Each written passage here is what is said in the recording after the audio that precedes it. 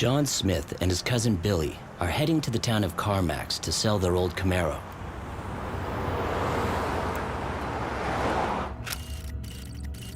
Billy and John were driving from Whitehorse. The two of them were traveling in a convoy. It's a very remote area. It's very slippery. It's wintertime. You're quiet tonight. Yeah, I'm just a little bit tired, Mom. I'm sorry. Same night, same stretch of road. 16 kilometers behind, a young family drives home after a weekend away.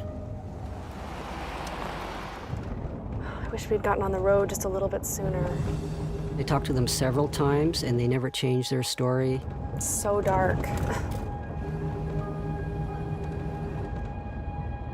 They come to the southern tip of the lake, and they come around a corner, and they see this row of lights out in the distance.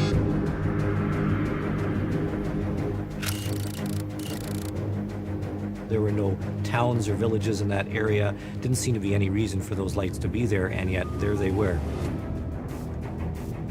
And then they think, well, it's a truck. There's no road out there. It's in the middle of the lake. What is it? I have no idea. Plane? They think it's an airplane, like a 747. Then they think, oh, it's moving way too slowly. Just pull over. They were worried as to what this was, and they had thought, well, maybe we shouldn't travel any further. Maybe we should pull off to the side of the road. Just stop. It's okay. We won't be long.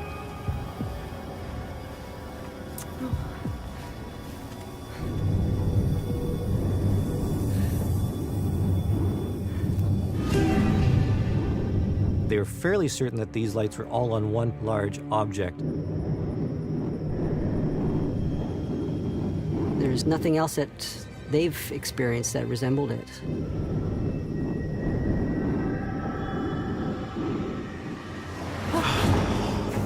Daniel.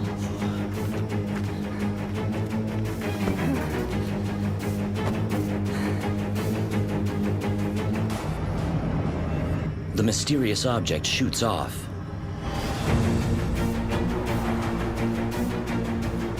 Directly towards Billy and John Smith.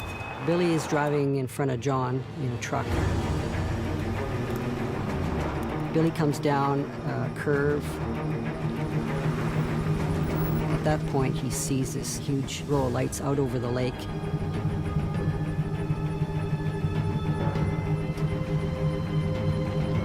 He decides to stop and watch this thing.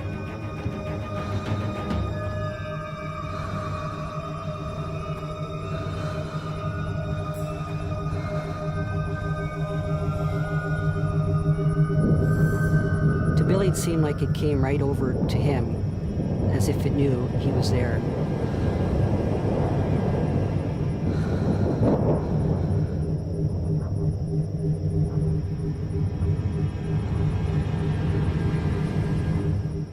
He looks behind him and sees his cousin John.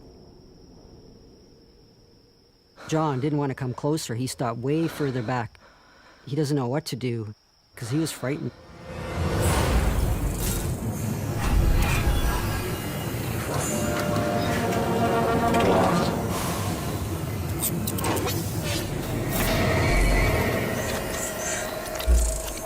Billy was in awe as this thing passed overhead. The witnesses mentioned the size of a football stadium, which is immense. It's unreal.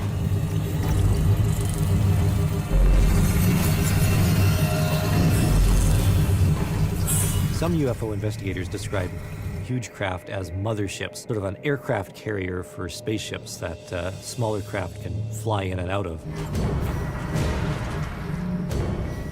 John realizes, oh, he's got a camera in the car, and he's ripping bags open. Often you hear from people saying, well, I don't believe in UFOs until I see a photograph. He couldn't get his camera to work properly. In some of the close encounter cases, cameras are affected by some kind of electromagnetic field.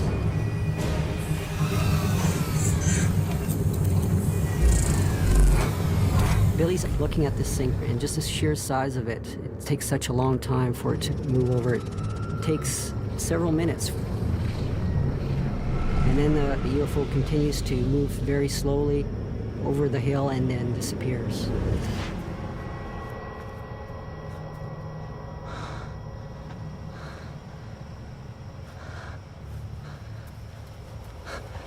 Let's go.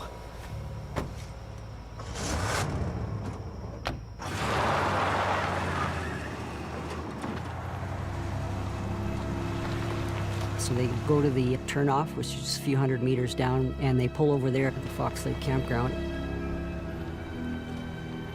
They were very confused, wondering if we're not hallucinating. This was something real, and we saw it together.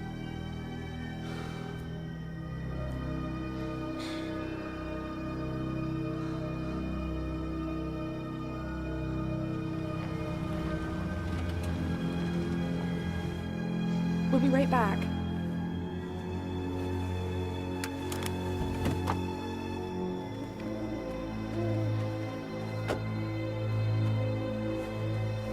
The Browns arrived at the Fox Lake campground and they see Billy and John.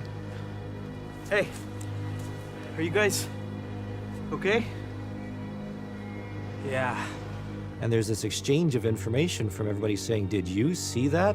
Did you see something? You too? This is unquestionably one of the best cases in North America. If 2 people see a UFO, or 3 or 4, that adds to the evidence that something really was physically there. What just happened? We have witnesses who have seen it at relatively close range, and multiple witnesses who can verify that they saw a physical object. Hey. Not sure of what lies ahead, they decide to travel together. They would not be alone in seeing something strange that night. Similar reports of a large craft were later observed an hour away in the town of Carmax, and 2 hours away in the village of Pelly Crossing. In total, more than 30 witnesses came forward with similar accounts. Drawings submitted by eyewitnesses suggest the object was 4 times the size of a football stadium, making it the largest craft ever registered in a UFO report. Some people thought the object was an airship, but airships rarely fly in winter conditions. A detailed report on the Fox Lake case was filed with the Canadian government. There has been no official response.